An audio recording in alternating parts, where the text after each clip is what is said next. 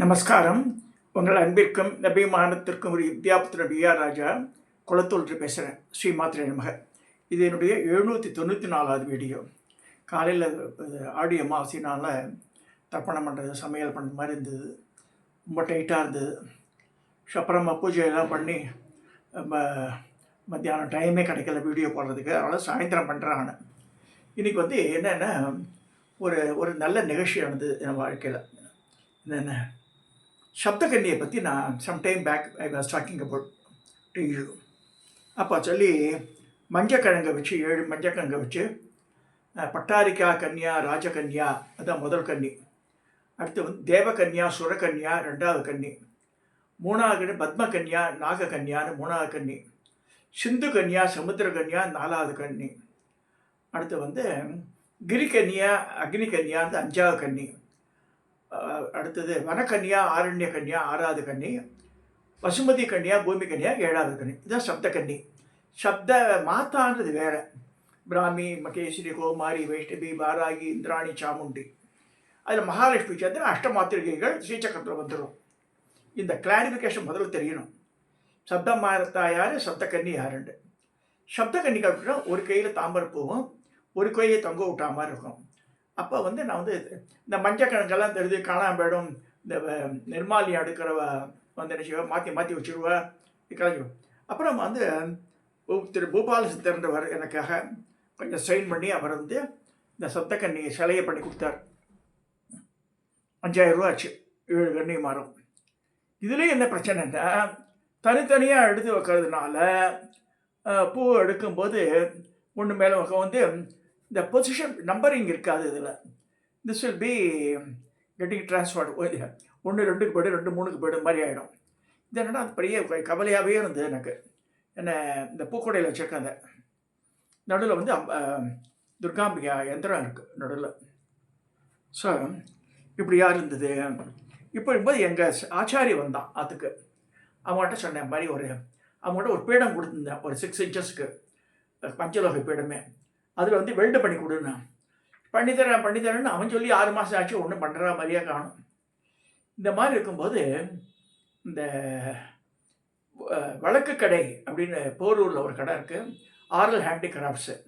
அப்போ நிறைய அட்வர்டைஸ் பண்ணுறா. இந்த ராஜலட்சுமி சிவசங்கரன்ற வாராகி ராஜவாராகி பூஜையெல்லாம் பண்ணுறா. ரொம்ப அமுக்கலமாக பண்ணுறா. இப்போ சாதாரண ஒரு கடையில் இப்படி பண்ணுவான். ஆச்சரிய கோவிலாட்டுமே மெயின்டைன் பண்ணுறா. ரொம்ப ரொம்ப அழகாக நேர்த்தியாக செய்யக்கூடிய பெண்மணியோ. அவருடைய இதில் அந்த ஸ்லாட்டில் ஒரு இந்த ஷார்ட்ஸ் வருது இல்லையா, அதில் ஒரு விளக்கு போட்டிருந்தான். அதில் அந்த விளக்கு கிட்டத்தட்ட காமாட்சி அம்மன் விளக்காட்டு இருக்குது. பெரிய சைஸாக இருக்குது. காமாட்சி அம்மன் விளக்கு சின்னதாக இருக்கும், இது கொஞ்சம் பெருசாக இருக்காமல் இருக்குது. பார்த்தா 7 கன்னி இருக்குது இதில். ஸோ விளக்குலையே. So that the position will not be changed. பரவாயில்ல சரின்னு சொல்லிட்டு ப்ரைஸ் விசாரிக்கும் போது 1950 ரூபான்னு சொன்னான். ஸோ அது எந்த அளவுக்கு சைஸ் கூட எனக்கு தெரியாது. ஆனால் அது மெஷர்மெண்ட்லாம் கூட போட்டிருக்கா அவள். ஸோ அதை ஒரு 2 நாளைக்கு முன்னாடி ஆர்டர் பண்ணி, இன்றைக்கி ஆடி அமாவாசை, இன்றைக்கி காத்தால் கொரியரில் அவள் ப்ரொஃபஷனல் கொரியரில் அனுப்பிச்சிட்டா அவள். இதுதான் அந்த விளக்கு பாருங்க. 7 கன்னியும் இருக்குது. பட்டாரிக்கா கன்யா, ராஜகன்யா, தேவகன்யா, சுரகன்யா, பத்மகன்யா, நாககன்யா, கிரிகன்யா, அப்புறம் சிந்து கன்யா, சமுத்திரகன்யா, கிரிகன்யா, ஆரண்ய கன்யா, வனக்கன்யா, கிரிகன்யா, அக்னிகன்யா, வனக்கன்யா, ஆரண்ய கன்யா, வசுமதி கன்யா, பூமி கன்யா. இதுதான் சப்தகன்னிகள். இந்த 7 கன்னிமார். பின்பக்கத்தில் இந்த விளக்கோட பின்பக்கத்தில் இந்த இதுவும் இருக்குது. அந்த மங்கள சின்னமான அந்த பூரண கும்பமும் 2 பக்கம் கஜமும் போட்டிருக்கு. இது ரொம்ப பியூட்டிஃபுல். இது மாதிரி நான் பார்த்தே வாழ்க்கையில் எனக்கு 74 வயசில் எத்தனையோ ஹேண்டிகிராஃப்ட்ஸ் எல்லாம் போய் பார்த்துருக்கேன். இந்த மாதிரி என் லைஃப்பில் பார்த்தது முதல்ல இவாட்ட தான். டக்குன்னு ஆர்டர் பண்ணிவிட்டேன், வந்துடுது. ஸோ ஆடி அமாவாசை அன்றைக்கி வந்துடுது. சரி இது நாளைக்கு ஏற்றலான்னு வச்சுருக்கேன். வெள்ளிக்கிழமையாக இருக்குது, ஆடி வெள்ளிக்கிழமை, இல்லைன்னா 3வது வெள்ளிக்கிழமை எழுதணும். ஸோ இது எதுக்கு சொல்ல வரேன்னா, எப்பயுமே நான் சொத்தக்கன்னி பூஜையை செவ்வாய்க்கிழமை எல்லாம் பண்ணுவேன் நான். இப்போ என்ன ஆச்சுன்னா, இது அழகாக முதல் நாள் நல்லா இதெல்லாம் பண்ணி சந்திர குங்குமம்லாம் அது 7 பேருக்கு வச்சு இது பண்ணிடலாம். இந்த position will not be change. இதில் வந்து என்ன அட்வான்டேஜ்னா இந்த இந்த கன்னிகள் மாறி மாறி போகாது, பர்மனெண்ட்டாக அந்த இடத்துல தான் இருக்கும். மோரோவர் அதுலேருந்து தீபம் இருந்துடும். இது பெருசாக இருக்குது. நல்ல கிட்டத்தட்ட 100-150 கிராமுக்கு மேலே எண்ணெய் பிடிக்கும் போல இருக்குது. ரொம்ப அழகான விளக்கு இது. இதை வந்து சப்தகன்னி குலதெய்வமாக இருக்கிறவா யூஸ் பண்ணலாம். நான் திருப்பி சொல்கிறேன். Who can use it, others also can use it. நான் சப்தகன்னியெல்லாம் வந்து துடிப்பான தெய்வம், டக்குன்னு வந்து ஹெல்ப் பண்ணிடுவா பாருங்க. அவளெல்லாம் பாவாடை தாமணி கட்டிட்டுருக்கா, புடவே இல்லை, பாவாடை தாமணி தான் கட்டின்னு இருக்கா. கையில் வந்து மலர் வச்சுட்டுருக்கா, ஒரு கை தொங்க விட்டுருக்கா மீனாட்சி ஆட்டம். ஸோ இதை வந்து நான் நேயரோட பகிர்ந்துக்கிறேன். ஏன்னா வந்து இந்த விளக்கு கடையை பற்றி தெரியணும் இல்லை உங்களுக்கு. இவா கிட்ட வேறு எங்கேயுமே மெட்ராஸில் கிடைக்காது உங்களுக்கு. இது she is getting from so many sources. இந்தியாவிலேருந்து பல பகுதியெல்லாம் வரவழைச்சி தான் விற்கிறா. அவள் கொஞ்சம் ஸ்லைட்லி ப்ரைஸ் மேபி சில ப்ராடக்ட்ஸ்லாம் காஸ்ட்லியாக இருக்குது, சில ப்ராடக்ட்டில் சீப்பாகவும் இருக்கு. வாக்கிட்ட பார்த்தேன் அதை.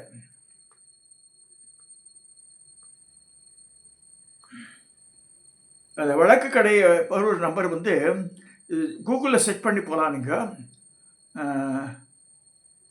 824-837 தான் நம்பர். 824-837 ஸோ ப்ரைஸ் வந்து 1950 ரூபா. கொரியர் காஸ்ட் வந்து 80 ரூபா வாங்கியிருக்கா. 2030 ரூபா ஆச்சு. Worth buying. இது வந்து கட்டாயம் அந்த கன்னிமார் குலதெய்வமாக இருக்கிறவா வந்து கட்டாயம் பாத்திரம் வச்சுட்டா நல்லது. ஸோ அது மற்ற வாரம் பூஜையில் வச்சுக்கலாம். அதை எப்பயுமே ஒன்று தெரிஞ்சுங்க, அம்பாளுடைய விளக்கு எடுத்தும்போது குத்தி விளக்கு இந்த பக்கத்தில் எடுத்துடும்.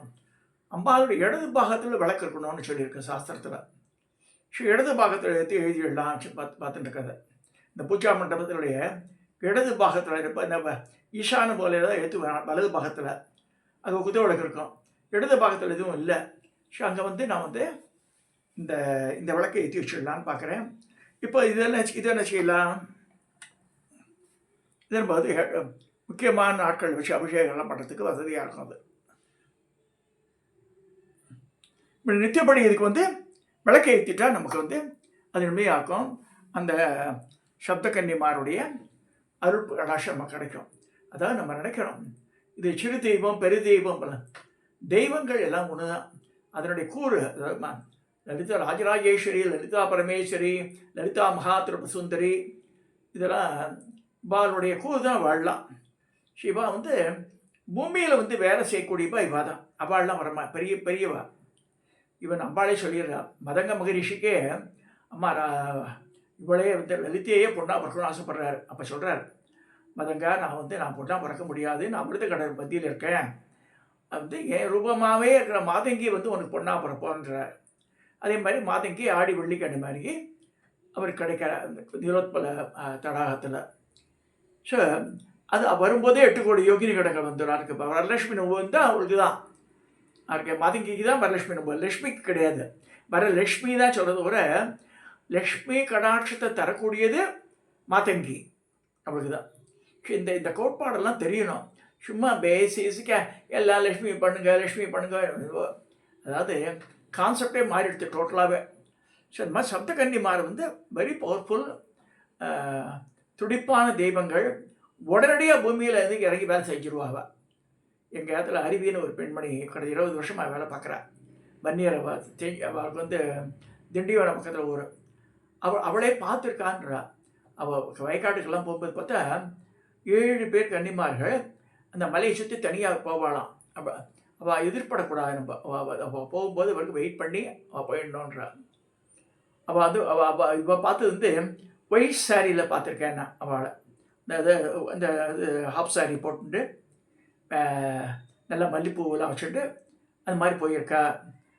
அந்த பொண்ணுக்கு இந்த அருவின்ற இந்த பெண்ணுக்கு வந்து இந்த தெய்வ கடாட்சம் ஜாஸ்தி. அவள் சொன்னாலும் அப்படி நடந்துடும். முகத்தில் வந்து குழவு கட்டிருக்கு, ஆம்பளை குழந்தை பிறக்கும் போது, இந்த பெண் குழந்தை பிறக்கும் போதுனா கரெக்டாக அந்த மாதிரி பிறக்கும்.